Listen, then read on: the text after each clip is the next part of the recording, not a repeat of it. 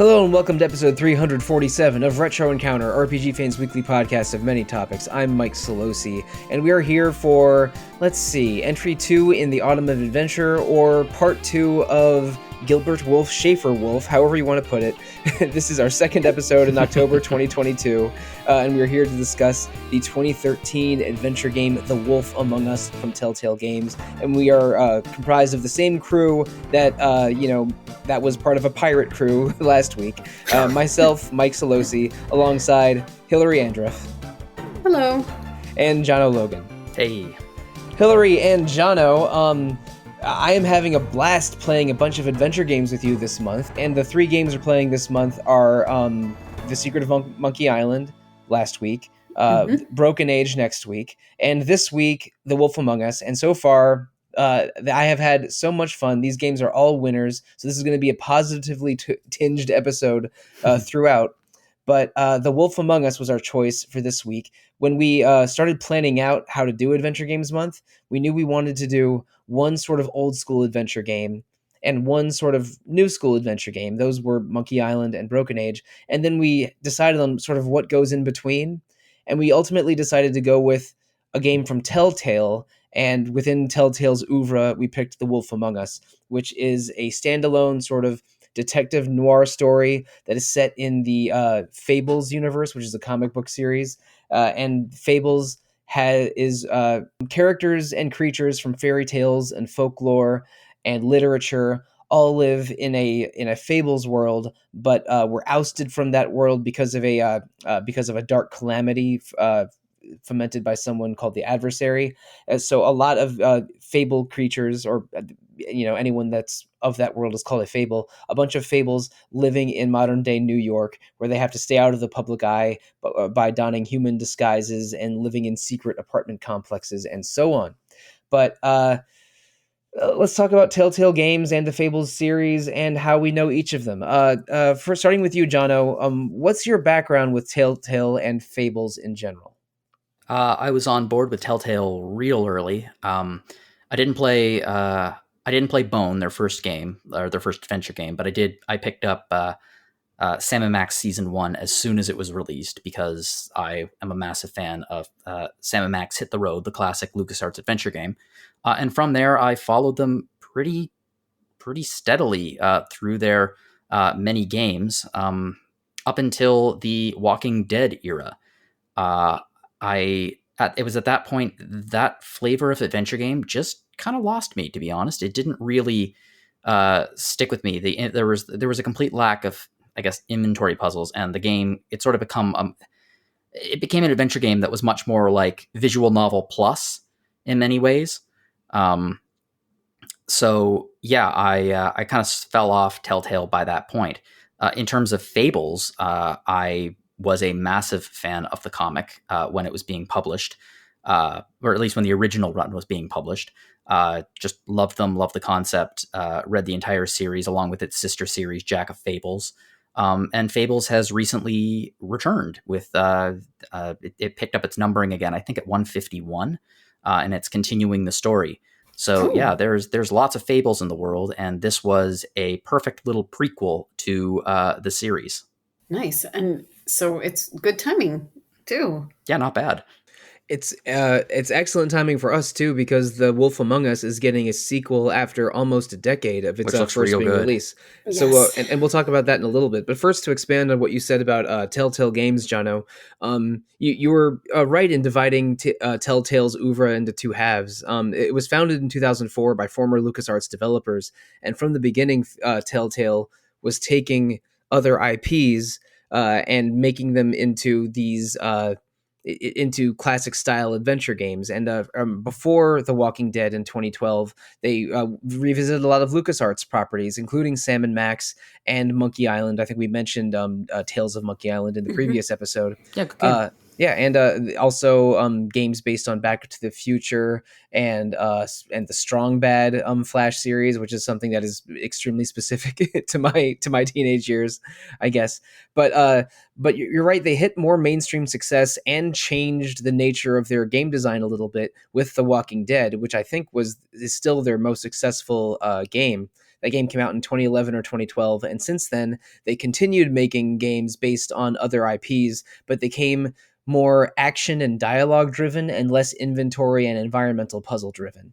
So, and in The Wolf Among Us, you do occasionally have items in your dialogue, but they're so trivial that the inventory screen barely exists. Really, it's a game of decision making, choosing different dialogue, and just the order of your decisions and specific decisions can affect the plot. But I don't know, maybe not as strongly as some people want, and maybe not as adventurous as some people want. But consistently, I think the good Telltale games of the 2010s do have really good dialogue and characterization and tone. The Wolf Among Us is the fourth Telltale game that I've played, but it's I think either my favorite or second favorite, and all the other ones I've played I've really enjoyed. And because they go on sale on Steam all the time, I think I own 10 of them and have played less than half.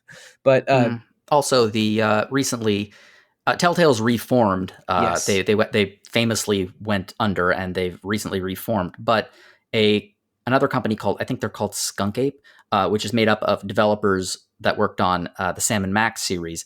They've gotten the rights to do remasters of the Telltale Sam and Max games in widescreen with remastered graphics. So if you're looking online for Telltale games and you're looking for Sam and Max, try to get the remasters because they look real good. Yeah, and we should mention Telltale did go under in 2018 very suddenly, and there was even lawsuits surrounding the laying off of many of its employees. Yeah, NoClip has a really good documentary about it on YouTube. Oh yeah, NoClip does a really good job of that. NoClip's Final Fantasy 14 doc is so good. I've seen it multiple times. But that's the Irish guy that was with Giant Bomb for many years. Why can't I think of his name? Dan something. I forget. I think it's Dan. Right? I have no idea. Yeah, I wish I could help. I can't remember. But anyway, NoClip does a very good job with video documentaries on YouTube surrounding video game development. But Telltale did fold in 2018, laid off a lot of people, then semi-reformed to release the rest of its old games, and were hiring former Telltale developers and others to finish the projects they were working on, including Wolf Among Us 2. And it's unclear exactly what the future of Telltale is going to be, but the Wolf Among Us 2 I think its success will maybe determine how further that company can still go.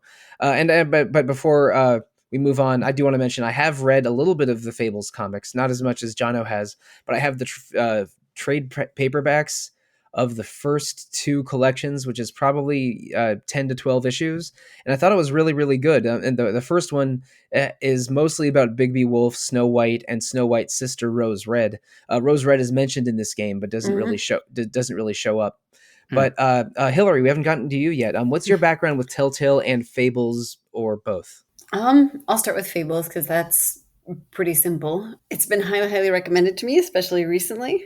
I haven't had a chance to start the comics yet, though, but it sounds right up my alley, and I enjoyed the game a lot, so I think I'm going to have to read them now. As far as Telltale, I've kind of been following their games, reading a little bit about them, trying them here and there. I tried to play a few of them, and whether because I was busy or they just didn't quite hold my interest, 4 of them aside and finished them in varying degrees. Wolf Among Us is one I did finish, though. And I enjoyed it a lot. Yeah, Telltale started to lose me when they introduced their new tank controls into their games, and they had a bunch of different methods. Like Tales of Monkey Island was a great Monkey Island game, but their method of controlling, it was no longer driven by your mouse. It was no longer really point and click, but you kind of dragged Guybrush around using the mouse, and it was similar in Sam and Max Season 3, the Devil's Playhouse. And then they started moving into more tank controls like, Bigby in this game. Yep. And it's a little awkward, but, it works, I guess, but it's a little awkward. Yeah, I just went into my Steam inventory because I have all of my Telltale games on PC. I own 13 of them, and that is definitely because I tried out Walking Dead Season 1 on a whim and really liked it, and then sort of would wishlist all of them and buy them when they were on crazy sales in one of the holiday sales, and they went on sale a lot. So I have 13 of them, and now I've played 4, which is a pretty low ratio, but I've enjoyed all 4 that I've played. So there's even though they're not exactly the kind of adventure game that everyone loves from whatever era of adventure games is your favorite. They sort of are their own kind of game that was really hot for a while. Mm-hmm. Very much. And I think The Walking Dead Season 1 is still their most popular game, but the ones I've played are really good, and The Wolf Among Us might be one of the best ones. Let's get into the game proper. Sure. The game, Okay. first released in October 2013, over 5 episodes, with each episode coming out every between 2 and 4 months, with the finale coming out in July 2014.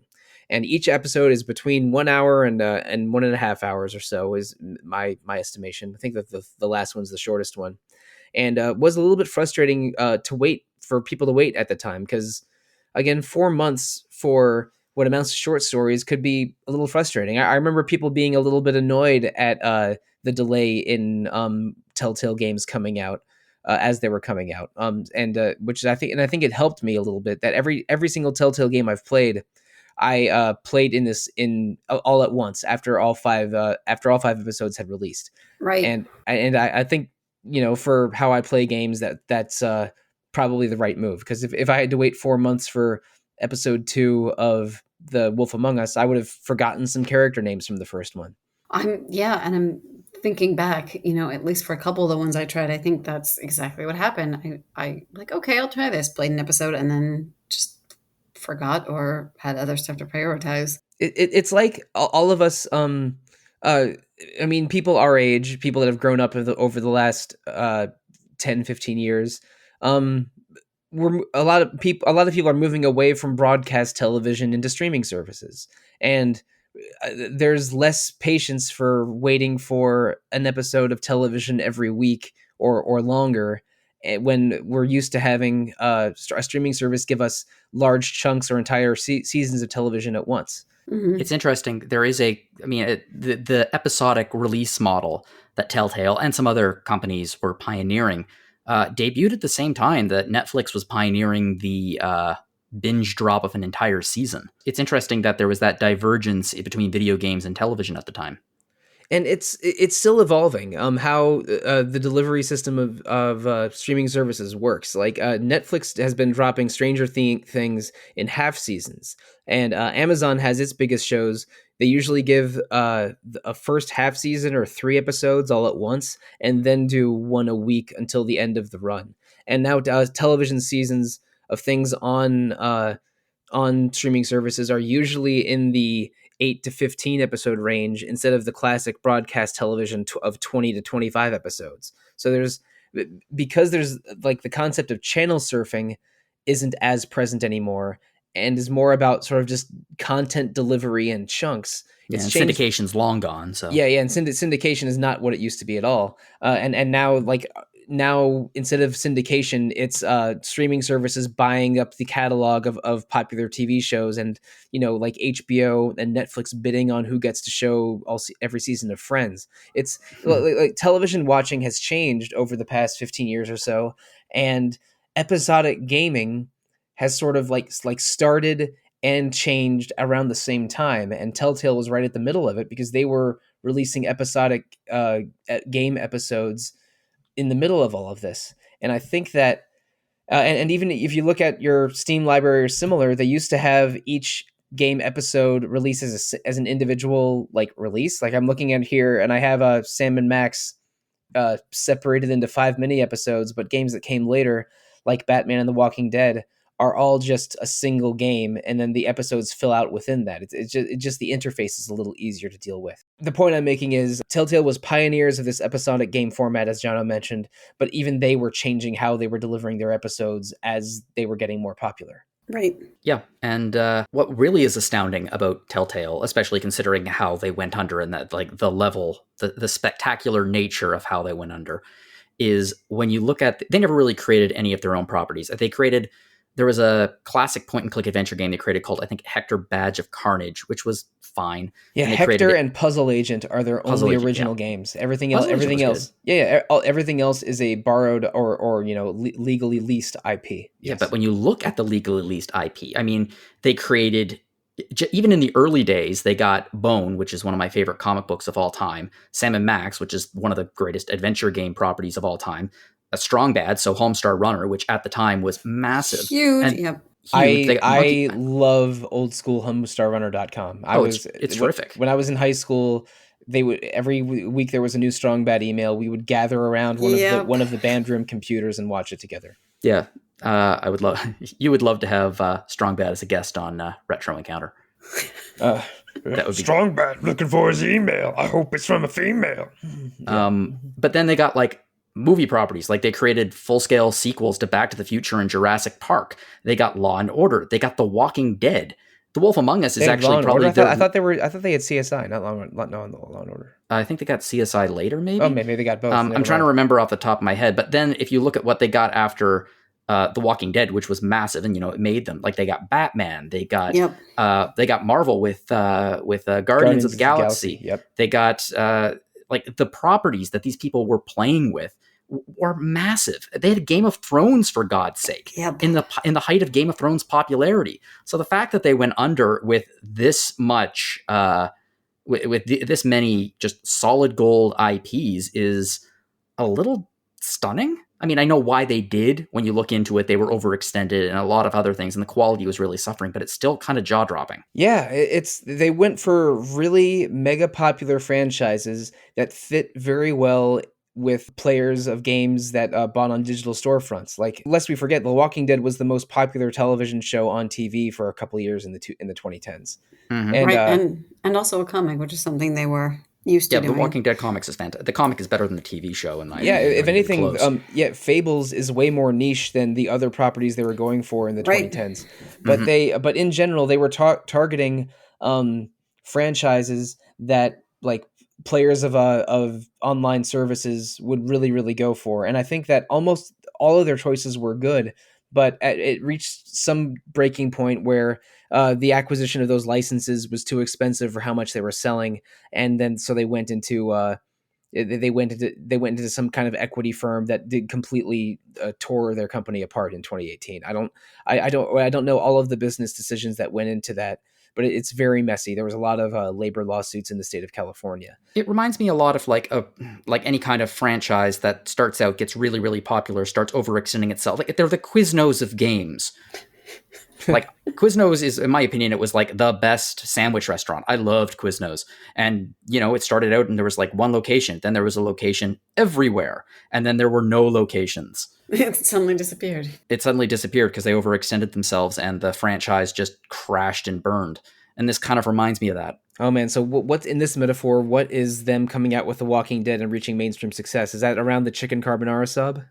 I was always a fan of their beef. Their steak sandwich, because it was marinated in delicious stuff and it had really good onions with it. All right, I don't know the Quiznos menu deeply enough to make to make the exact right choice here. Maybe it's time to talk about The Wolf Among Us some more. Probably a good idea. Yep. So anyway, it starts out with Bigby Wolf, which I mean it's spelled Bigby, but it's obviously Big B as in Big Bad Wolf, who in his human form is basically a sort of a rough, around the edges gruff detective who is the sheriff of Fabletown. He sort of resolves the disputes and crimes and wrongdoing among the Fables to keep order. There's a lot of different communities where the Fables live in New York. There's a luxury apartment complex called the Woodlands where a lot of them live, and the better off. Yeah, the better off Fables live, and others live in various slummy apartments and dingier parts of the city, and there's a little bit of haves versus have-nots, where the people that were able to escape to New York with a lot of their wealth intact are able to live in the Woodlands, while others that are struggling don't get enough attention and protection from Bigby or the business office. The business office sort of like it handles the money issues of the various Fables, and it's run by Old King Cole, who is not in this game. He's on vacation or hiatus. The mayor of Fabletown. Yeah, exactly, the mayor of Fabletown. And in his place, the deputy mayor Ichabod Crane is in charge with his assistant Snow White. Ichabod Crane is from Sleepy Hollow, the story of Sleepy Hollow by Washington Irving, and Snow White is obviously from the fairy tale of her own name. So it starts out with Bigby just he gets a call from Mr. Toad from The Wind in the Willows, who is a superintendent of an apartment complex where the woodsman it appears at the beginning to be having a fight with his girlfriend, and this woodsman is none other than the same woodsman that cut open Big Bad Wolf's stomach in the Little Red Riding Hood. So there's going to be a lot of these cross literature references happening throughout. And I hope it doesn't get too confusing. But it starts out with pretty action packed. You have to do the woodsman's drunk. He is involved in a domestic dispute with a young woman that appears to be his girlfriend, but is, it's a little bit more complicated than that. And right away, you have to go into some quick time events to dodge his axe attacking you. Yep. And so, Hilary, you mentioned in an episode a little while ago on gaming accessibility that QuickTime events can be a bit of a limiting factor for people that are trying to, enjoy a story-based game. And the QuickTime events in this game aren't very forgiving. The timing threw me off. The timing is not always easy to deal with, and I don't think there's any pure fail state in this game, or at least I never ran into one. There are game overs. There are. Okay, maybe you can die. Oh, you can die. It never happened to me, but maybe you probably have to fail a bunch of them. I intentionally went looking for some by not reacting to things, and I got a couple. Okay. I fortunately, I don't think I was able to have my anything go against what I wanted to do by getting dinged a couple times with QuickTime events, but this game is full of a lot of them, and they aren't necessarily easy ones, and it opens with a fight against the woodsman right away. But after that fight, the young woman with him is named Faith. You end up thrown out of the building. The woodsman's axe ends up buried in the woodsman's skull, but because Fables are near immortal, he recovers from that injury in a day or so. And you ruin Mr. Toad's car. Yeah, you land right on Mr. Toad's car, like the Cresta in Great Teacher Onizuka. My OGs know what I'm talking about here. Something from the comics that is implied in this game but is not in it is a fable is only as immortal or indestructible as their popularity as a fable. Right. So I think there are a couple vague hints at that in the game. Yeah, so fables are traditionally way more tough and they take a longer time to die, but resurrections in the comic do actually happen for some of the more popular fables. This isn't in the game, but if I don't know, Cinderella, who's not in this game, if Cinderella was murdered, there's a good chance that she would return very quickly because her level of popularity is massive in the world of the Mundies. But less popular fables can die, especially if their fairy tales have been forgotten by the population en masse. You know what it was that made me think about that is actually the little character blurb on the woodsman, because they were really focusing in on the fact that no one could remember his name and he was sort of being forgotten. And that's because in the Little Red Riding Hood story, his name is never really mentioned. Right. So he's more known as the woodsman than by any other name. And we should mention that in this universe, the Big Bad Wolf is both the wolf from Little Red Riding Hood and the wolf from the Three Little Pigs. Yep. And in the story of Fables, it's not really mentioned very clearly in this game that his mother was a she-wolf and his father was the North Wind of Greek myth, which gives him his powerful lungs and ability to blow houses down. And later on, someone insults him by saying that his mother was, a slut that let the wind in, or something of that nature. It's a touchy point for Bigby. Yes. So Bigby does not have a great relationship with either of his parents, or his mother's dead. Yeah, his mother's passed away, and he does not have a good relationship with his father, I should say. But anyway, I thought that was a nice twist of also to semi-explain his mighty lungs, as it were. Yes, yeah. It was. And I think that the woodsman getting an axe to the back of the head, ignoring the whole popularity of Fables thing, that was a really great story way of explaining just how tough Fables are as compared to the average human being. Mm-hmm. Yeah, agreed. But anyway, after the woodsman walks off his injuries, Bigby talks with the young woman with him, Faith. She has a ribbon around her neck. She makes it clear that she's a working girl, a prostitute working at one of the local Fable-run strip clubs, and and they have a nice moment. Generally Bigby is what's the word I'm looking for? Sympathetic for her. You can offer her some of the money that you have on you, but they depart amicably. But a little bit later, Bigby goes back to his apartment. He talks to one of the pigs that he destroyed the house of many years ago, and Colin. Colin. I think they mentioned in the codex that his was the house made of straw. Oh, nice. He's the lazy one. The first of the three little pigs. And that explains why he's listed as a couch surfer. So after his encounter with Colin, the following morning he gets an emergency call from Snow White, and the young woman that he met the night before, her head separated from her body is on the doorstep of the Woodlands apartments, and the rest of the tone of the whole game becomes who killed Faith. There's a serial killer among the Fables. We need to solve this mystery immediately. Yeah, it becomes a gritty kind of whodunit sort of story. Mm-hmm. And then sort of back to back, you meet Bluebeard, who is a wealthy member of the apartments. He's a fairy tale pirate from his story. Right, and they make it super clear that he is someone who retained their wealth and largely funds the business office. Yeah, he's gunning for leadership of all of Fabletown. He wants either Crane or Old King Cole's job, but has not been successful there yet. You meet Crane, who's a bit of a sniveling, money grubbing owner of the business office, who's bureaucrat. Not. Yeah, but he's a bureaucrat that's not very helpful to the residents. Snow White's very, very hardworking, but she's not really respected by Crane or Bluebeard, and is having a difficult time doing the best she can. But she gets along well with Bigby. Yeah, no, she gets along well with Bigby. They sort of like each other, I think, in a probably not romantic, but maybe future romantic way. But I'm always seeing hearts in my eyes and romance where there isn't romance. So I'm a bad person to ask about that kind of thing.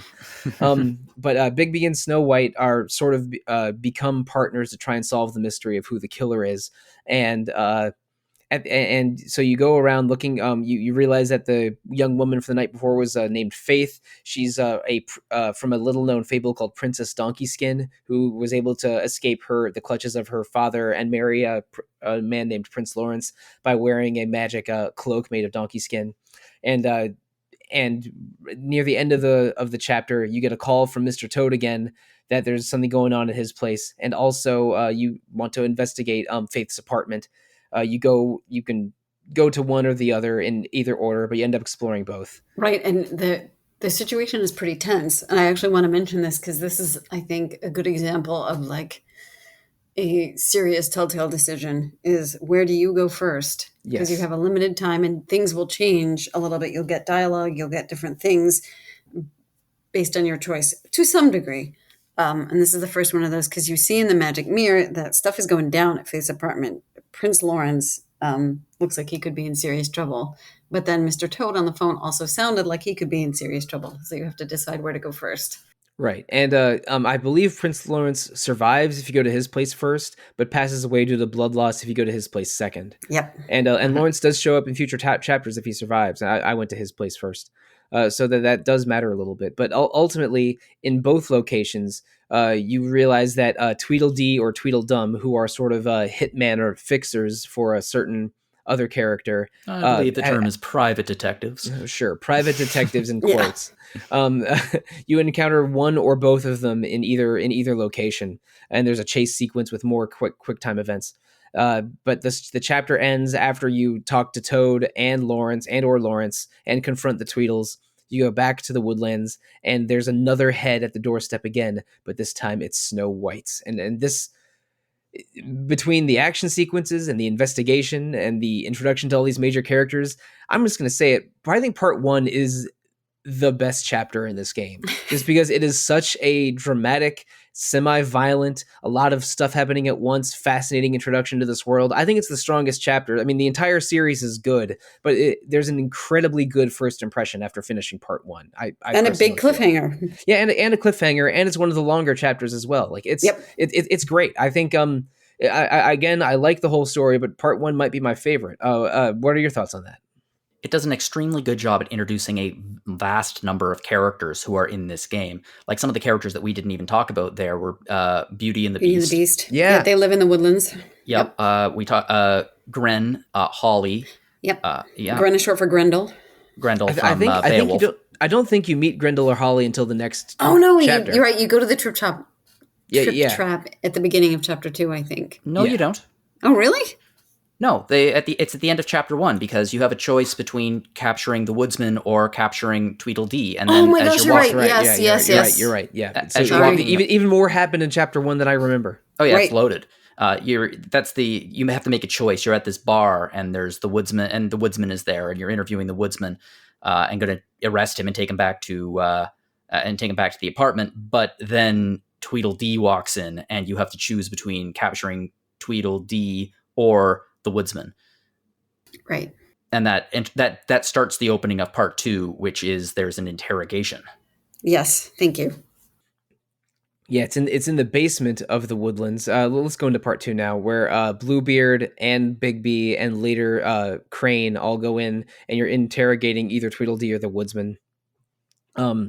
The Woodsman doesn't have as much information for you. He insists that he didn't kill Snow or Faith. He in fact quite was fond of Faith, it seems. Mhm.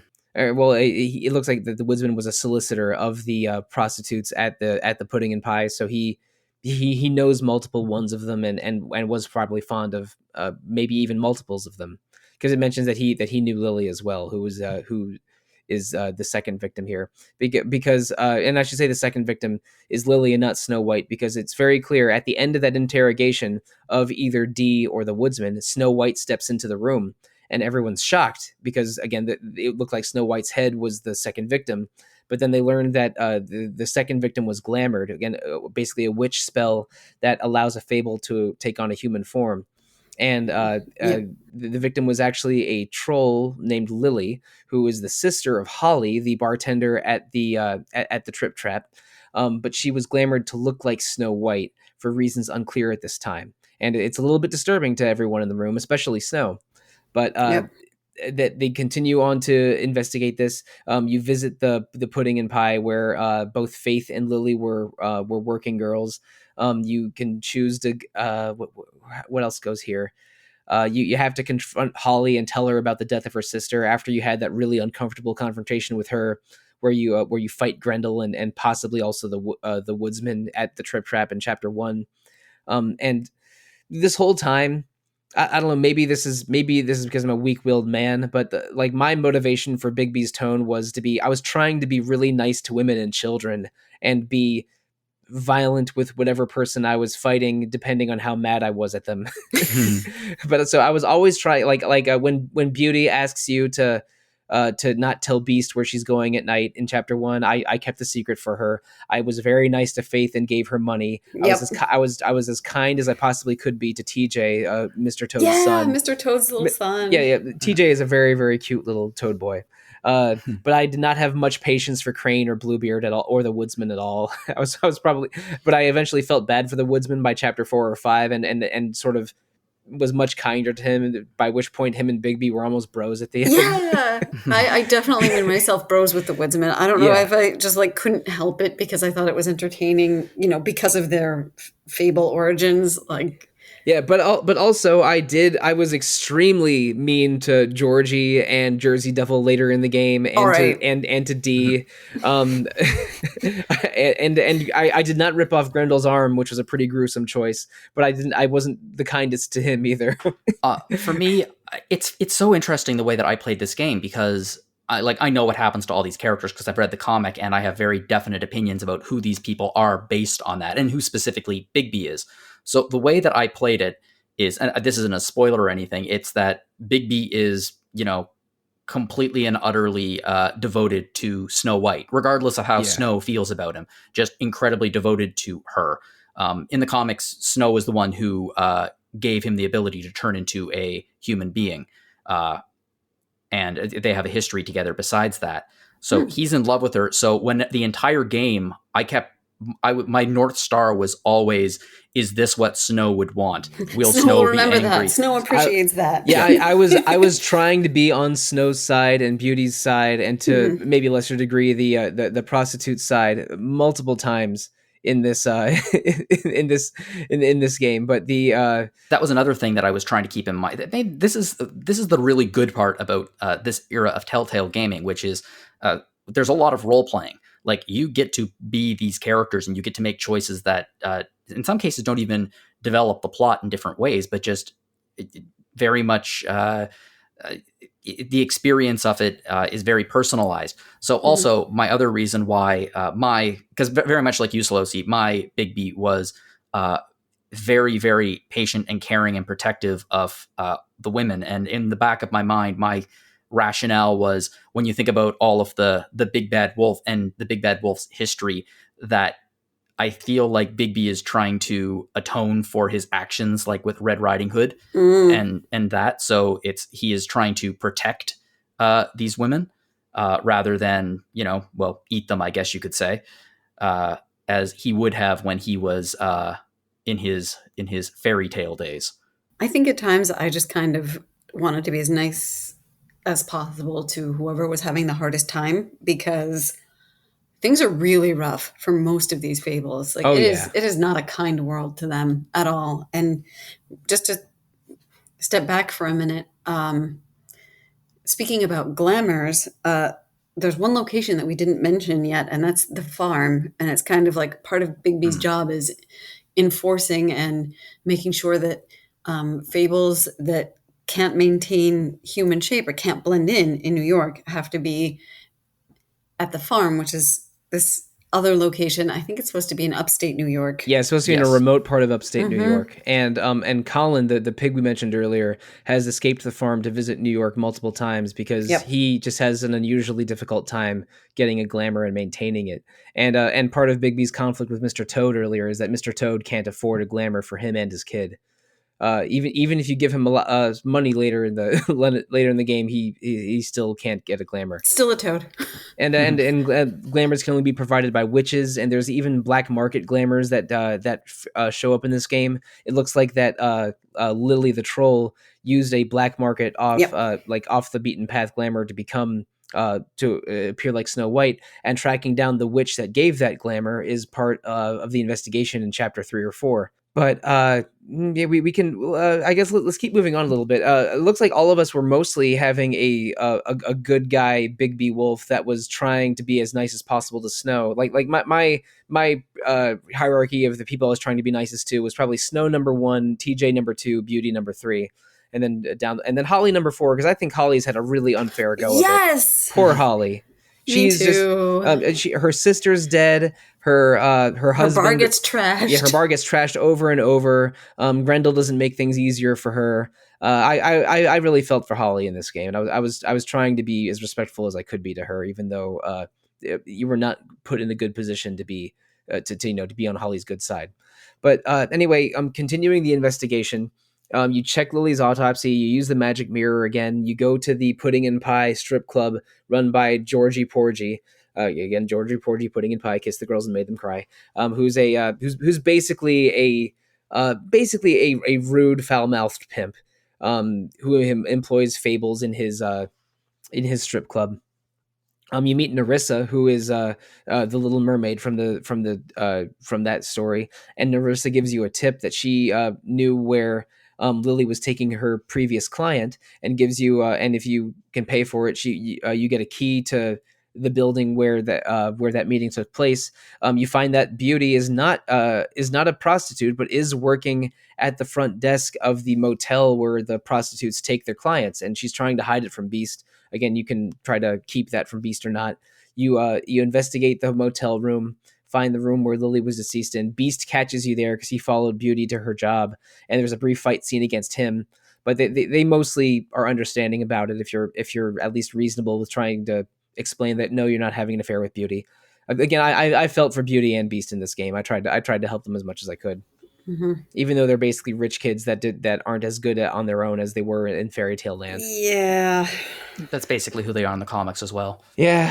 I think I did meet one of them in the comics, but again, I didn't get terribly far reading the original Fables comics. But you find the room that Lily died in. It's full of blood. You find that she was basically cosplaying as Snow White for a customer that was obsessed with Snow White and glamored to look like her with a dress and a bed with flowers and a glass top over it and everything. An apple. Yeah, an apple with a bite taken out of it. There's a lot of blood because this room hasn't been cleaned up. But Beast keeps watch while you and Beauty check out the room, and you eventually find a photograph or a collection of photographs that indicate that Snow White was clearly being stalked, and her stalker, who hired Lily for this liaison, was Ichabod Crane, Snow White's boss. Ew. Very gross. And that's the cliffhanger at the end of chapter 2. Chapter 3 is just, we need to chase down Crane the hell right now. And Snow, Bigby, and Bluebeard are sort of divided as to which areas you can investigate. And you can investigate the Tweedle's office, Ichabod's apartment, or what's the last one? Or I think the bar. You go back to the Trip Trap. Yeah, back to the Trip Trap again. To look at what Lily's things to get her things. Yes. Yeah, but before you do that, you inform Snow White that Crane is a creep, and that takes place at Lily's funeral, and it doesn't go well at all. Even if you are as respectful and careful as possible, Holly gets mad at you. Snow White's probably a little mad at you, and you're accosted by Tweedledee and Tweedledum, who bring shotguns to the wedding. Shotguns to the funeral. A shotgun wedding is something entirely different. That's my mistake. But they do bring shotguns to a funeral. Still pretty not appropriate funeral composure, I think. A shotgun funeral is what happens after an unsuccessful shotgun wedding. Oh, yikes. Yeah. Oh, then what's a shotgun wake like? That sounds way less fun than a regular. You don't want to know. Yeah, you know what? I've never been to one, so I shouldn't make assumptions. But yeah, after this shotgun funeral is when you get to decide which area to investigate. I ended up going to the Tweedle's office and then the bar, because at the Tweedle's office you find the name of the witch that probably created the Snow White glamour. And then at the bar, I looked for Lily's appointment book, which gave me an address from some initials. So it ended up working out for me. Did any of you go to the apartment or do things in a different order? I did mine in the reverse order, actually. I did the bar, and then I did the office, and ran into Flycatcher there. Was Flycatcher there on yours? Yes, yep. He's there with mine. And I offer him a job, which he appreciates. Flycatcher is just an unlucky guy that's a little bit naive. Mm-hmm. And again, becomes like knowing what happens with Flycatcher. It's kind of a treat seeing him. In those stories, the Flycatcher is the frog that turns into a prince. Oh, okay, that makes sense. Yeah, he has a frog motif hat, but is otherwise just sort of adorable frog hat. Yeah, but he's otherwise just a lanky guy who's trying to make it as a janitor in various places. Yeah, his backstory is ridiculously tragic. Like when he was escaping the adversary, his wife, he was a prince, but his wife and children were all brutally murdered by the adversary. He was the only one to make it out alive. Oh, and listeners, I'm not going to say who the adversary is, because that's one of the biggest surprises in all of the Fables comics. Oh yeah, I'm not going to say. But it is a Fables / folklore / fairy tale character who is in at least one Disney movie, I will say. But it's a very cool surprise who the adversary actually is. Whoever it is, it would be.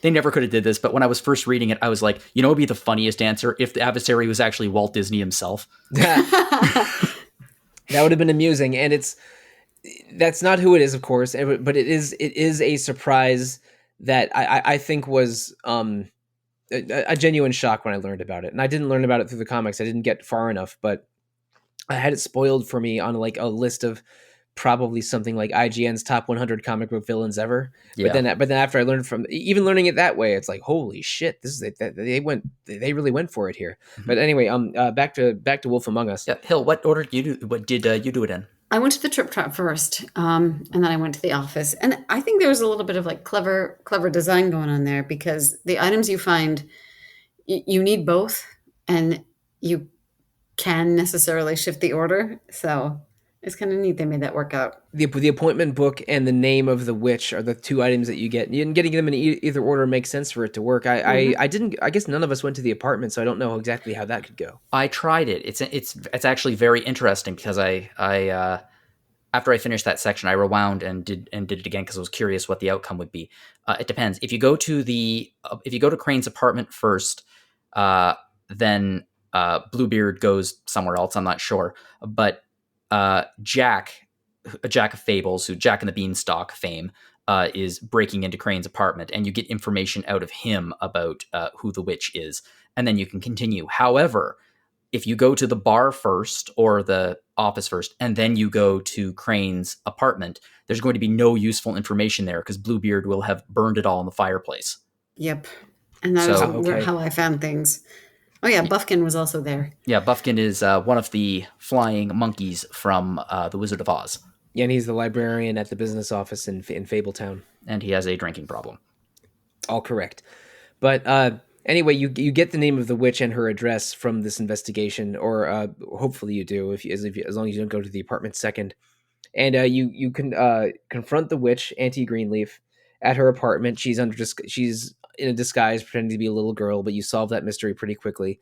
And confront her with the information of these murders. You know that she's not the killer, but she's definitely a person of interest. Yeah, and you also have another inflection point here, which is she has a tree this is the tree that she uses to make the glamours. And she's not just making glamours for whatever is going on here with the prostitutes. She's also making glamours for any fable who cannot afford a glamour at the prices that are charged by the witches of the 13th floor. Yes. So the official channels. The official channels. So you have a number of choices here. Snow, if Snow is with you, I think Snow has to be with you, right? Yeah. She wants to burn the tree. She wants to destroy the tree, which is an ancestral tree that's literally thousands of years old and magic. Bigby can either do it or he can shoot it down. Or I missed this choice. Apparently, you can also try to make her an offer to join the witches on the 13th floor. Yeah, this is like the only time in the game where I didn't go with what Snow White wanted. I didn't. Maybe it's the environmentalist in me, I guess, but I didn't. I refused to burn down the tree. I don't think I offered Greenleaf a job, but I was, generally supported not burning the tree down and forcing Snow White to deal with this later. Well, I thought this was a really cool moment for Snow White, because up until this point, Snow White has been a pretty Snow White heroine, like super nice. To everybody, really understanding, really kind of the angel on Bigby's shoulder the entire time. Yeah, and tries to appeal and be nice to Holly when Holly's going through things. Yeah. Yeah, generally a voice of reason and a voice of good. And but she breaks from that trend in this moment. She does, and it's at this point where I think you start to see just how. I don't mean this necessarily in the political sense, so there's no political reactionary and conservative she is. Like, she is a very good person. But for her, the rules are there for a reason, and if the rules are broken, the perpetrator must be dealt with. And she's also dealing with a lot of personal issues. Like, it's really dark, but like the character of Snow White in the comics, and it's hinted at here, comes from a absolutely horrific backstory of sexual violence and slavery.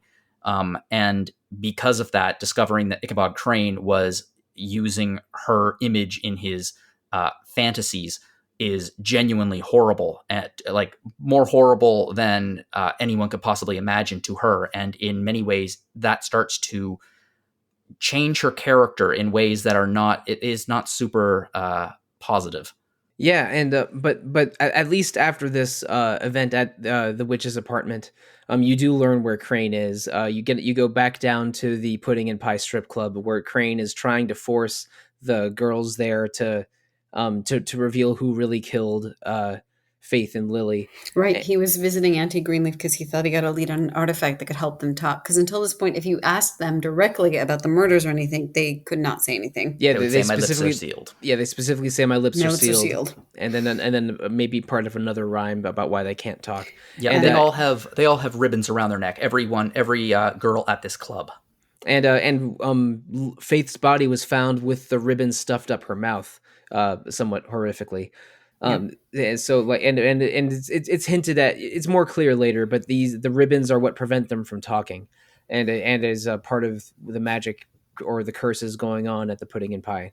And that's why Narissa cleverly got around that by saying, hire me, basically implying like, I'll give you the keys to the place where you need to go. Yeah, but I can't tell you that exactly. this is that about who Lily's client was or where she went. It's done in a way that fits the story and definitely adds intrigue. Like we're basically explaining plot points and story elements to this game, but I can't undersell this. It's they do a really cool job with it. This is a cinematic, fun, high drama game that I think equally sells the world and the mystery of the story. Mm-hmm.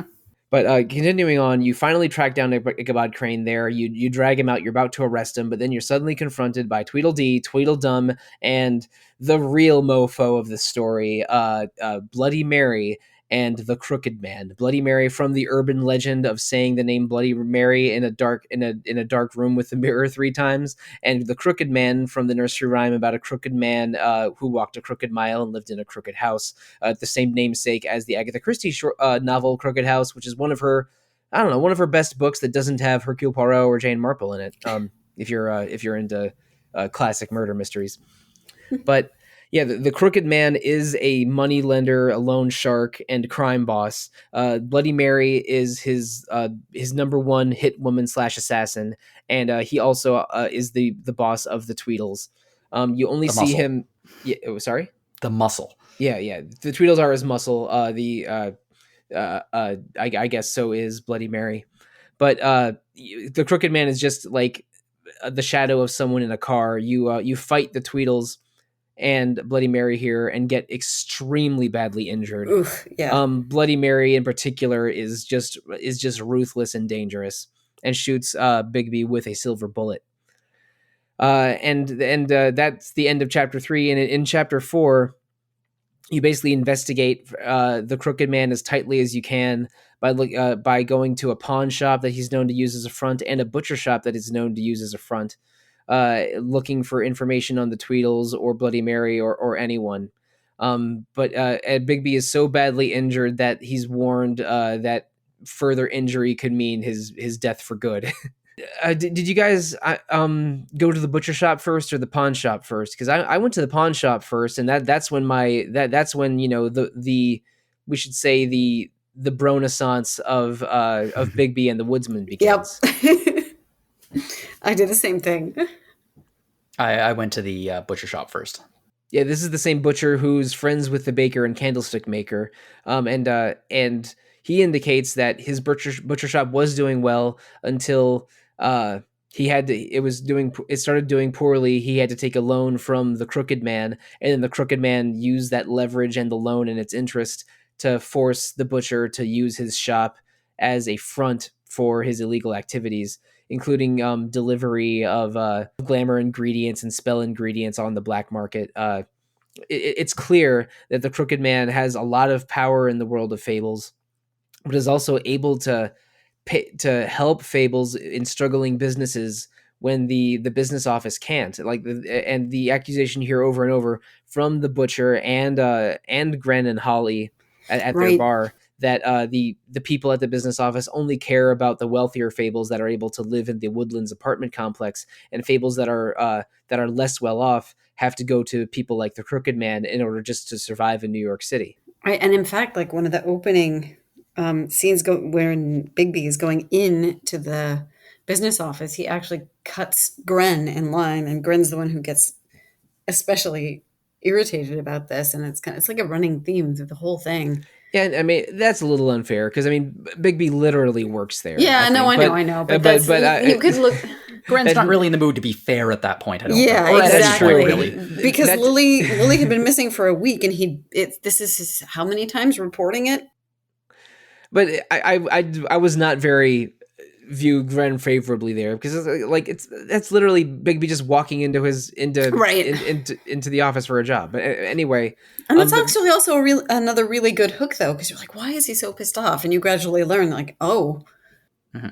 Yeah, but the haves and have-nots in the world of Fables is a conflict here, and the have-nots have to turn to people like the Crooked Man, and the Crooked Man is a successful gangster and loan shark, in large part because he's exploiting the Fables that are more downtrodden, and it's dark and scary. And Bigby is starting to feel like the bad guy because he's really here just to solve this murder, but he is working for the local government that is not viewed well by the people he's trying to protect, or a lot of the people he's trying to protect. Especially when you look at some of the people that are more well off, like Beauty and the Beast. Like they live in a nice apartment and have money from the old world, but they're struggling too, but they're not like as good at helping themselves as more hard. They're not really hardworking working class people, which which makes them look less favorable, and also is, puts them in an awkward position. Like this game gives complex backstories and motivations to almost every character present in a way that I was really impressed by, especially in the time frame. Absolutely. And it's not just that, like, while understandably the people who are the have-nots are furious with the Fable government, at the same time, they don't have any resources to help them in a lot of cases. Like they are entirely reliant on handouts and donations from some the of wealthier their Fables. Yes, like Bluebeard, who is an aristocrat and thinks he's better than other Fables. And because of that, Snow is put into a variety of impossible situations. There's just not the resources there to help people.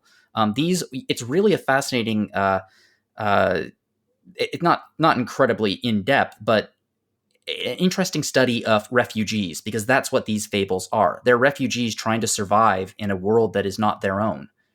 And in some cases, they have to resort to unsavory options just to survive. And I mean, Bigby's role is essentially that of the entire police force.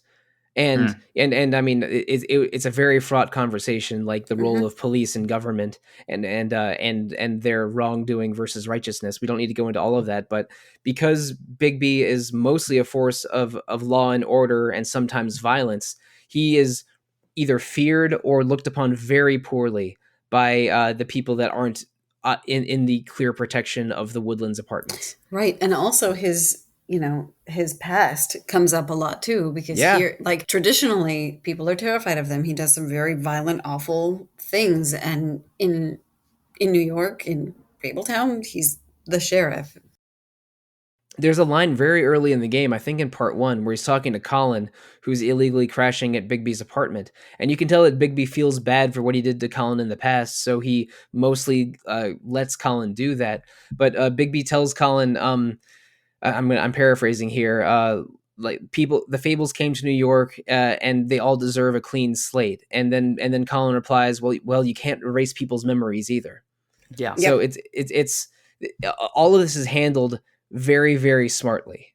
And I think just about every character that has more than a few lines of dialogue has either an interesting conflict or interesting motivation that can be explored in the game. And again, this game is not very long. It's something like 9 hours over 5 chapters, but it really goes places. Yeah, and I mean that was the last thing that Faith says to Bigby before she walks away, and the next time Bigby sees her, she's dead. Is "You're not as bad as everyone says." Yeah. So you're not as big bad. You're not the big bad wolf that everyone says you are, and that really, I think, touches him. Yep. Yeah, that endeared me to her immediately. It's like I went into sort of dumb guy brain playing this game. It's like must protect nice girl, over and over. But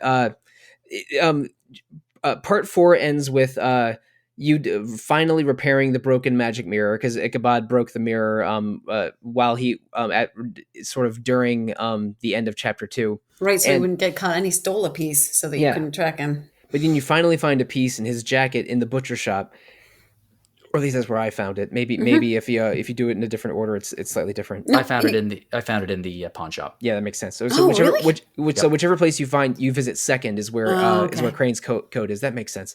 But then you're able to repair the magic mirror, find the door to the crooked man's house. And then finally go there to confront the crooked man. He's in there. He's a very spindly, creepy looking dude, but the Tweedles and the Jersey Devil, who's the very mean, violent pawn shop owner, and Georgie and Bloody Mary are all there, basically like staring you down. And part 5 begins with a confrontation with the crooked man, who has been outed as the game's main antagonist by this point. Yeah, but he certainly doesn't see it that way. Oh yeah, and part 5 is basically just a series of confrontations. It's the shortest chapter by far. You basically have a long conversation in there. The crooked man very clearly states that Georgie is the person that killed Lily and Faith, and that is true for the most part. And Georgie immediately denies it and says, "But you gave the order, boss." And then the crooked man's like, "No, I said for you to take care of it. I said nothing about you killing her." And this is sort of going into the Cricket Man's ethos a little bit. Yeah, he's definitely a villain, definitely a money lender and a manipulator, but he stays far enough away from all the violence that he doesn't see what he's doing as bad, and he does help enough people and help them pay through their struggles that he almost certainly views himself as a force for good, even though I mean, I don't think a single player of the game would agree with that necessarily. You have to fight your way out of that room eventually, because it does break down into violence a little bit, especially with Georgie and the Tweedles and Jersey Devil all ready to fight. Yeah, it gets ugly. And then there's a chase scene. You chase Georgie into the strip club. Georgie has a stab wound done by accident from that fight, but Bigby's not the one that stabbed him. I think it's one of the Tweedles that did it. He falls. Something happens, so yeah, it's gross. But in the strip club, he's there with Vivian, who was one of the prostitutes that you've encountered multiple times throughout the game. And Vivian reveals what Fable she is. She's the girl with the ribbon from the old Scary Stories to Tell in the Dark short stories, like from a popular horror story where a girl with a ribbon falls in love with the boy. She tells him never ever to untie the ribbon around her neck. But then after they fall in love and get married, the boy insists on untying her ribbon, and when she does, her head falls off. So the thing going in, basically the secret baked in here is that Vivian's ribbon is the magic that creates the lips are sealed information spell. But if that ribbon is removed, the person is decapitated. And the way that both Lily and Faith were killed were their ribbons were taken off because they violated some of the rules of the club, and Georgie removed the ribbons on their necks on the Crooked Man's orders, which caused them to decapitate instantly. And Vivian, basically Georgie's dying. Vivian, who cares for Georgie despite all of this, insists that the best way to resolve this is for the spell to be broken. So she removes her own ribbon and dies. And then you have the option of letting Georgie sit there and waste away to death, or just killing him and putting him out of his mercy, put him out of his misery, which I did, which is maybe the most violent decision I made in this game. It's tough because you come out of a cutscene where there's just been so much violence. It's hard to say, okay, more. Yeah. But I totally walked away, and my role-playing justification was that for the entire game, Bigby has been fighting against every instinct that he has. Every instinct that Bigby has is to kill, to maim, to slice his way to the truth. But he's been resisting it. So I had him walk away with the mentality of I'm not a killer. My roleplay was almost the opposite of that. I was resisting violence and doing the minimum amount of real strong arming through this game. Right, yeah. But at this point, I'm finally here with the killer. I've solved the mystery. It's not over yet, but this is the person that killed those women. And so you could view this as going past your breaking point, or engaging in some justified violence for the first time. I did perform the mercy kill.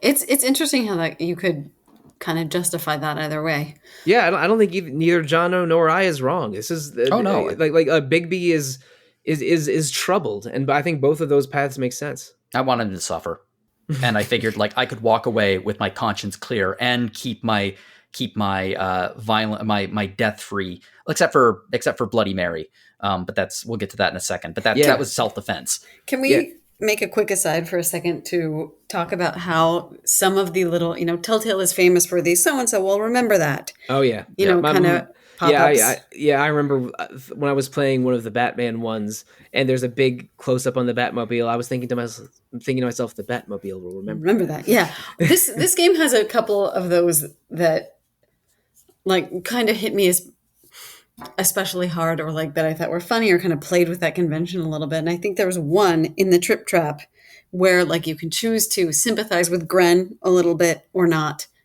And then I think it's after the funeral, and he's taking medication and just not doing well, and also wanting to drink because he wants to forget things. And you have this whole conversation with him, and then he goes to pass out. Gren will not remember that. Yeah, that was funny.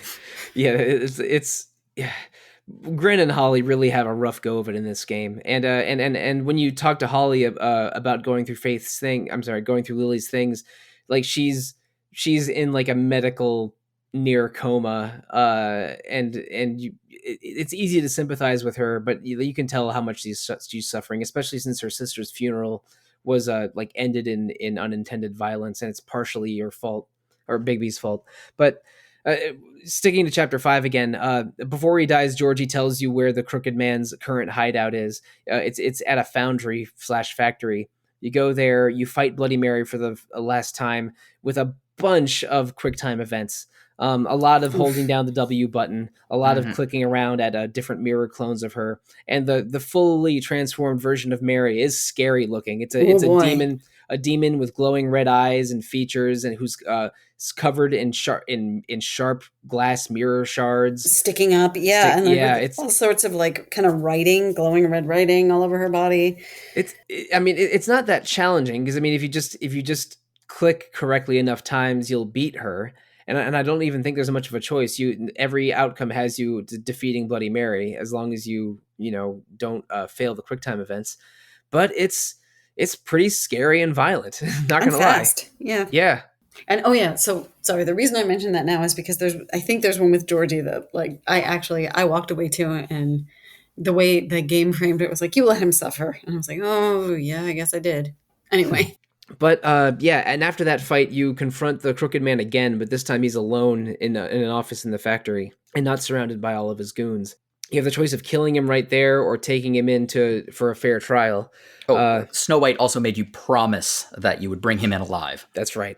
I brought him in alive. I'm not sure what else happens if you kill him, but I can't imagine that you're looked upon well for that. I watched it on YouTube because I wanted to see what the various options are. And you have a lot of options to kill the Crooked Man after this. But if you kill, you kill Bloody Mary, and then you go up and you meet the Crooked Man in the office, and he's pointing a gun with a silver bullet at you, and he says, "I want you to take me in because I want to say my piece. I want to talk to the people and have a trial," because he clearly thinks that he can talk his way out of it. Right. And he says, like, I haven't killed anybody, because technically he hasn't, because he's a crime boss. He doesn't, the classic crime boss thing, which is you don't say, it's a classic, will someone rid me of this meddlesome priest idea, where you never say kill them. You say, will you please deal with this? Or will you please calm them down? Or something like that. Yeah, he just needs to go away. He's far enough away from the street level violence that he can say that at a technical level he has not killed anyone, even though that really the money and power behind all of the violence lies with him. Yeah, exactly. So yeah, you can kill him right there and take his body into the trial that they were about to hold and slam him down on the table with his neck slit. And then it kind of becomes a trial about Bigby's methods and Snow's ineffectiveness. And then it sort of ends the same way with Nerissa showing up. So I'm assuming, did all of us choose not to kill him? Yeah.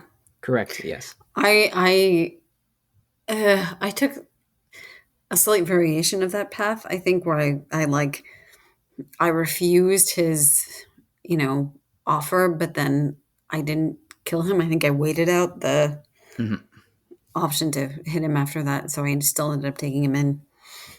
Yeah, I ended up taking him in. I even took his offer to take in Georgie at the meeting at the beginning of Chapter 5, which Georgie did not respond well to.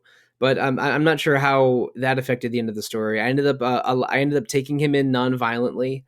But then at the trial, the Crooked Man starts to sway people to his side, saying that without I'm helping the people more than the government is. But then Lawrence, who was alive for me, speaks out against it and brings up what happened to Faith. Holly spoke in my defense a little bit, saying that the Crooked Man's behind what happened to Lily. And I think being nice to them helps you throughout the game, helps you at that trial.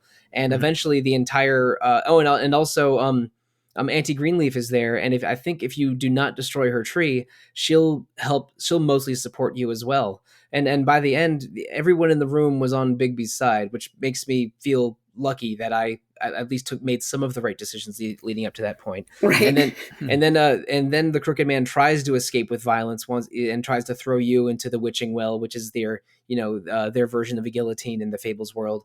But I eventually wrest control away from him, you have the choice to kill him again there, or throw him down the witching well, or find a way to imprison him. And I chose the last option because, again, I was, with the exception of Mercy killing Georgie, I did go walk the non-violent path most of the time in this game. Mm-hmm. For me, well, Nerissa shows up and actually kind of slams the book on him and says, Yes, I was there. I heard you order Georgie to kill them. That happened for me as well. Yes. Mhm. Yeah. So, and then, you have these three choices. For me, so the way I was role playing the character, Snow was in the room. There was literally no way that Bigby could have killed him, because that would have destroyed whatever relationship he had with Snow. The options, though, what did you choose, Hill? I transformed him. I sided with anti-Greenleaf. The imprison option, which is what Greenleaf suggests, ends up with him being transformed into a raven and locked up in a cage for presumably forevermore. Which I thought was a pretty good option. I mean, and then you go into a mostly optimistic series of end game scenes. The Toad and TJ need to go, or end up going up to the farm, much to their chagrin. I was so sad. I gave them money. Yeah, I gave them money. It didn't work out. I gave them money for grammars, and it didn't work out anyway, which is a little sad. But TJ is still a very good boy. We are in favor of TJ in this house, I'm afraid. Yes. But I mean, it's sort of in character, even with his fairy tale representation. Toad is not the most responsible of people. Nope. Or fairy tale characters. So even if you give him money, I totally buy that he would have spent it on the apartments rather than what he said that he would. That's my theory as well. I think he spent the money on repairs of the apartments and thought he would be able to extend his time on getting a glamour, but then the last straw had already been broken. Yep. So there's a farewell scene where you wish Toad and TJ a good time back off to the farm. There's a very amusing scene where cut with Colin walking into Bigby's apartment with a 6-pack. I got in just a very funny image, in my opinion. I got in so much trouble with Toad because Colin was not also on that truck to the farm. Yeah, I me too. But I wanted to save both of them. But I think, at this point, Toad, you're doing this to yourself. Yeah, and that was a setup too, because in the very first issue, Colin is on the couch still, like 10 years later. Yeah, and he just would have escaped again anyway. Like, that was my justification. Oh, yeah, Colin would just come back. That's what Colin does. I mean, I wanted to talk a lot, hopefully not a half hour, about the final scene of this game, where Nerissa says a final farewell to Bigby. Again, she's the Little Mermaid. She was a key informant in multiple times to the game. But this is in broad daylight in front of the apartments. And she tells him that she did lie about the scene with the Crooked Man. She did not see Georgie kill anyone, and did not see Crooked Man order Georgie to kill anyone. But she knew enough about what happened that her claiming to do so was enough to set the Crooked Man off at the trial. And so Bigby's a little troubled by this. It's like, well, your testimony was key, but I mean, I guess the ends justify the means is sort of how he feels about it. But then she says goodbye to him with a key phrase, "You're not as bad as they say you are," and that causes Wolf to flash back that Nerissa seemed familiar to him the first time they met, and those words were the exact words that Faith said to him when after they met for the first time. And of course, we know that Lily was glamored to look like Snow when her decapitated head was found. And so that has you being suspicious. Mm-hmm. Was this Nerissa at all?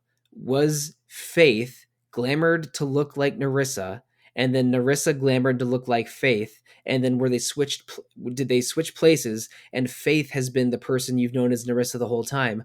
Or possibly Nerissa was glamored to look like Faith at the beginning of the story, and she was the one attacked by the woodsman and saved by Bigby at the beginning. Yep. And then the real Faith was murdered, and the person that you've known from the beginning as Faith was in fact Nerissa. I think that no matter which of those is true, Nerissa / Faith lied at the trial, and one was glamoring as the other at some point. And now, so the person that inadvertently set off the murders and escaped with their freedom was in fact Faith or Nerissa, depending on your point of view here. So which do you think happened, and what do you think of this final call? Oh, and I should say, right before the credits roll, you have one final decision to make as Bigby. Do you let Nerissa walk away, or do you say, hold up a minute and go after her? The floor is yours. I went after her, and I will admit the first of those possibilities that crossed my mind was that Nerissa was glamored to look like Faith in the beginning. So, I think so too. So you think it's the real Nerissa that's at the end here? that was just like my instinct, and like the first of those two possibilities that I thought of. But then thinking about it a little more, I was like, wait, there are other options that could have happened. It's like the ending of the Clue movie. Well, it's a little bit like it. I mean, that's film noir. It's the classic scene at the end where the femme fatale and the Seamus have a conversation. Everything's laid out, and it's left on a really uncertain note. Yep. With the dame walking down the stairs, arrested by the police while he's holding the Maltese Falcon. But in this particular case, I think the only one that makes sense timeline wise and just in terms of motivations of the character is if Bigby has never actually met Faith. The person that he was interacting with the whole time was Nerissa, because otherwise Faith and Nerissa would have had to have been glamored as each other for some reason. And there's no reason why. And like Georgie wouldn't have been that fooled. So I think what happened is, and this is just my theory, for whatever reason, Faith was not in the mood to talk to the woodsman that night. So Nerissa glamored herself to look like Faith to go off to the woodsman. And when she came back, she found that Faith had been murdered. So she reverted back to her real form and took Faith's head and put it on the doorstep. You see, I think the reverse is true. I think that the Nerissa you've known the whole game really was Faith glamored in disguise. And part of that is because I just think that Faith is someone who, like, her relationship with Lawrence has fallen apart. She's limited by this curse with the ribbon around her neck. Her freedom is being taken away from her. She was really driven to despair. So I think that she maybe not maliciously wanted Nerissa or Lily to die, but I believe that she glamored to switch places with Nerissa, possibly after Nerissa had already died, but she framed Nerissa to be killed by having the ribbon removed. And basically by lying at key points and helping Bigby at key points led to the takedown of Georgie and the Crooked Man. But the thing that makes me suspect that side and not that Nerissa has been the femme fatale the whole time is that her fairy tale is that she disguised herself in a donkey skin to turn into a donkey to escape captivity. And so this is her just using a magic disguise again to get her happy ending. That's true. The alternative could also be true as well, where I think both are extremely fair. But the Little Mermaid transformed her form as well to survive. Well, I guess that she kind of got screwed over. If we're not going for the Disney version of it, she got screwed over hard. But in both versions of the story, she does make a deal with the sea witch to grow legs. But whether her ending is tragically turning into sea foam like in Dragon Quest XI, or getting the guy at the end like Dragon Quest VIII, depends on your interpretation. But I think that the femme fatale truly was either Faith or Nerissa, and depending on how you think the plot turned out, because it's vague enough that I think both are fair choices, that it's one of them, and she got away with it, which I thought it was a cool ending. I chose to go after her at the end. I did as well. You don't really see anything. It's just like a last minute kind of throwaway choice.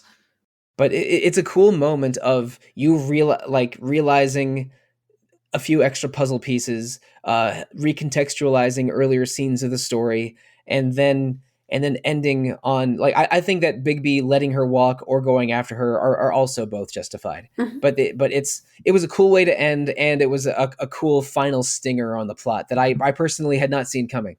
Yeah, I didn't either. And I think it fits really well. It's sort of implied that part of what got the girls in trouble with Georgie and the Crooked Man in the first place is that they were kind of conniving, plotting a little bit, trying to make their way. Yes, I think and free themselves. Yes, Faith, Nerissa, and Lily, I think, were conspiring to free themselves. Something went wrong. Then one of them sold Faith. Either Faith sold Nerissa out, or Nerissa sold Faith out, which ended up with her death. and then Lily passed away because of a connected thing, and like losing a picture of her and Crane, and then the survivor, who, depending on your interpretation, is either Narissa or Faith, managed to help along the investigation to escalate the conflict and take down Porgy and the Crooked Man, and then escape to freedom. But it was a plan that went wrong, and the true femme fatale of the story is, again, depending on your interpretation, Narissa or Faith. But I mean, we're discussing about this in such an animated way that I think all three of us really liked this game. I mean, Yep. I mean, listener, if you've been listening to this without playing it, you've been spoiled on everything. But this game is dope. It is.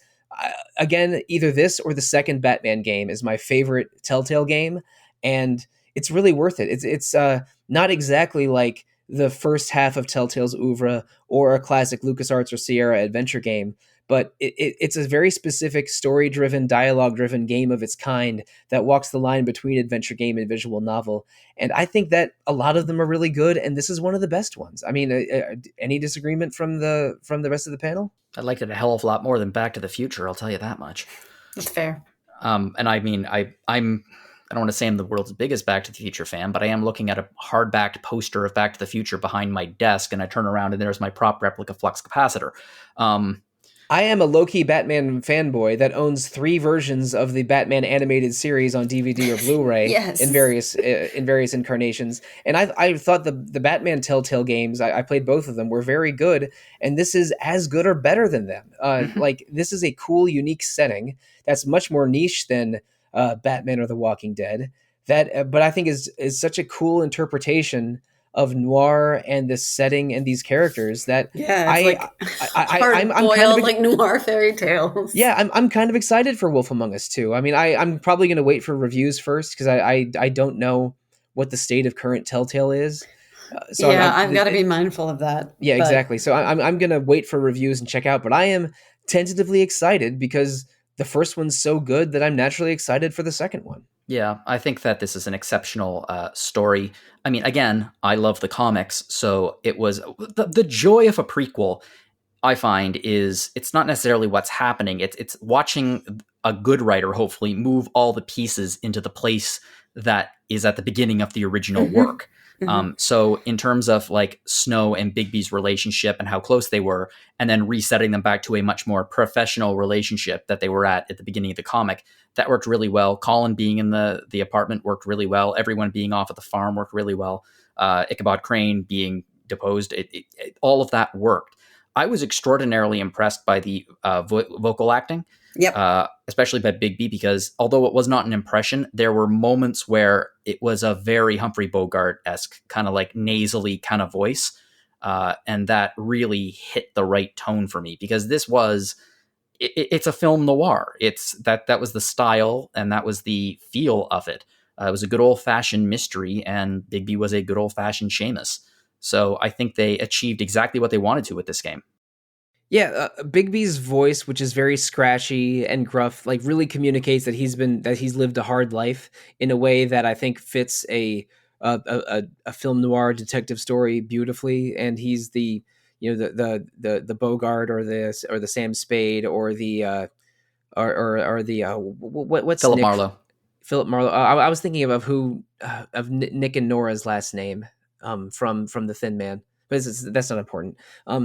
But it fits film noir and the unique setting of Fables really beautifully, and this makes me want to play A Wolf Among Us 2 and read more of the Fables comics, because again, I've only read the first, I think, 10 or 12 issues, however many are covered by the first 2 trade paperbacks. I know it goes places. Like most comic book series, especially long-running comic book series, it does go off the rails at points and then gets back on the rails at points. But for the most part, I think it's an exceptional series. One thing I also have to give them credit for is it's really visually lively. Like right from the title screen, where you get Bigby walking around in near darkness, smoking, and you get the silhouettes of the other characters kind of walking by him. And when one of the silhouettes crosses him, he kind of gets like the yellow wolf eyes as they pass. I don't know. It's just really visually cool. And I think I think they interpreted the comic. I mean, I don't know much. I actually haven't seen too much of the visual style in the comic, but I think they did a good job of kind of bringing like a comic style into the game. Bigby looks a hell of a lot more handsome than he does in the comics. That's fair. And yeah, and this is not just a dark, dreary browns and grays game either. Like that it's opening bright. menu. Yeah, that opening menu is a vivid magenta. There's like vivid reds for blood and all kinds of colors at play at every scene. This is not a dreary detective game. There's like the colors and characters really pop here. Yeah, they kind of employ some high contrast to accentuate things. So there are bright spots of color, but then sometimes kind of like more dreary backgrounds, and I think it looks great.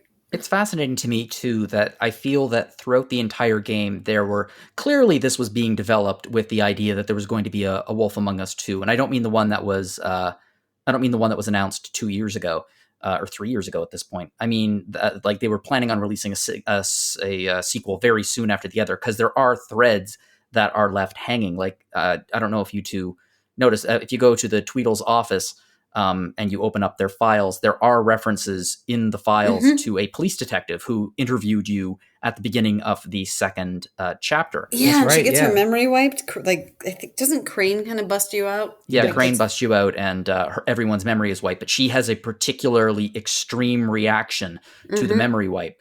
And she's referenced in the Tweedle's books, and we don't know why.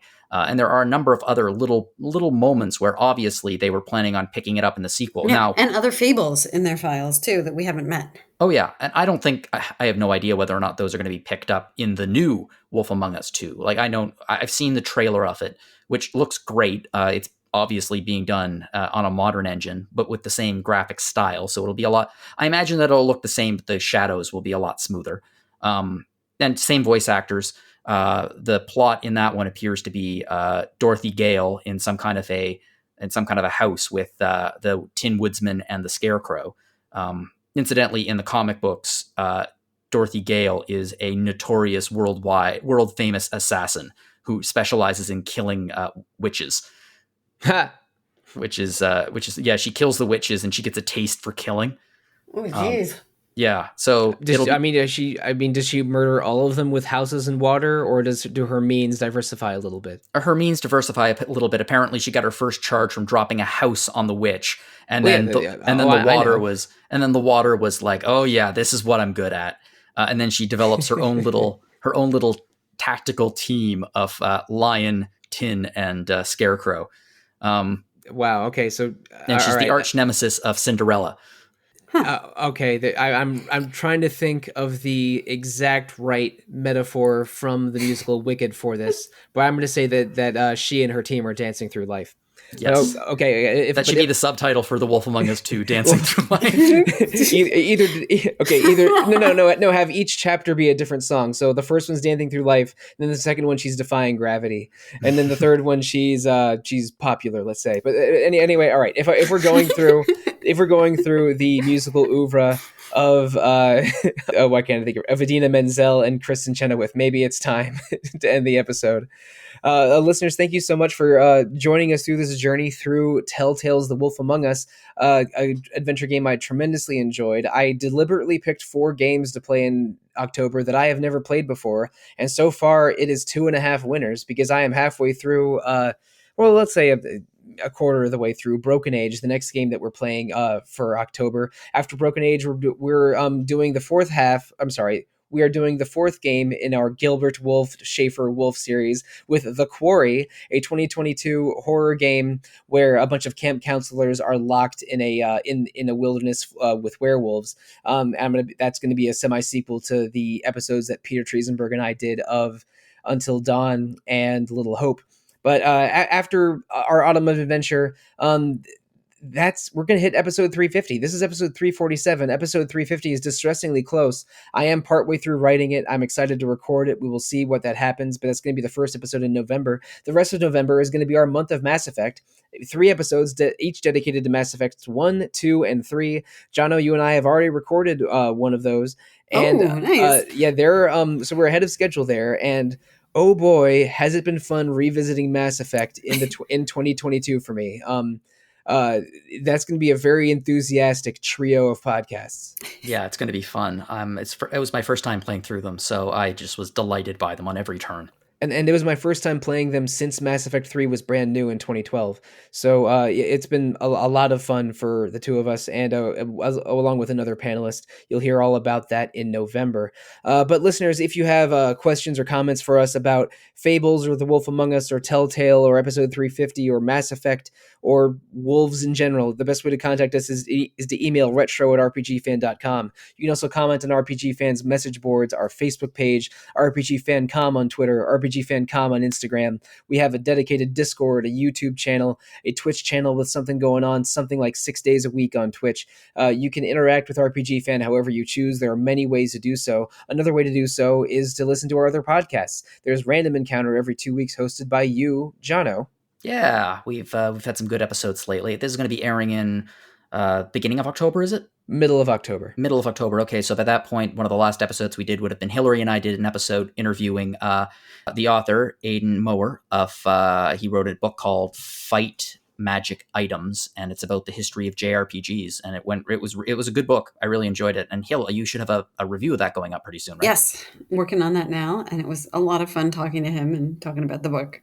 Yeah, and I think by the time this episode is up, I think that the next episode of Random is going to be talking about the Yakuza feature that I was a co-writer of. That's up on the site right now. That episode will either be up or up very soon. But that is what October of Random Encounter looks like. RPG Fan's third podcast is Rhythm Encounter, about RPG music. It's also every 2 weeks, but on the Mondays that Random Encounter doesn't drop. And in October, we are doing one episode close to Halloween on the Castlevania series.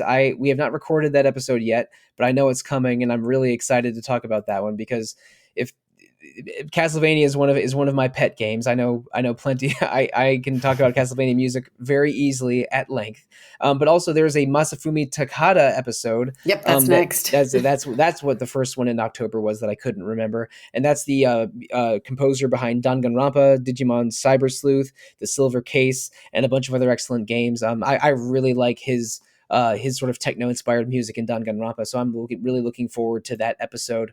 But that's what's going on in Random and Rhythm Encounter. There's other things that RPG Fan has for you, including a recently introduced RPG Fan shop. If you go to rpgfan.com/shop, you can find our storefront hosted by tpublic.com, where you can get a variety of RPG Fan emblazoned merch. I got a shirt and a phone case, but there's much more there as well, with more designs to come in the future. You can interact with RPG Fan in all those many of ways, including review our Random Encounter or Retro Encounter or Rhythm Encounter on Apple Podcasts or Google Play or Spotify or however you are listening to us.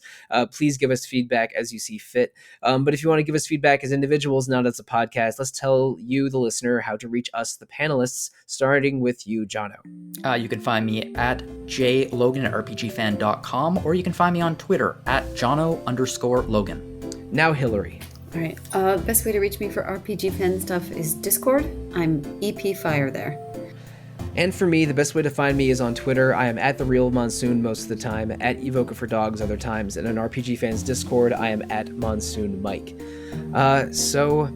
Oh boy, I still have a lot of Broken Age to play, but so far we are 2 for 2 on me having a blast playing adventure games in October.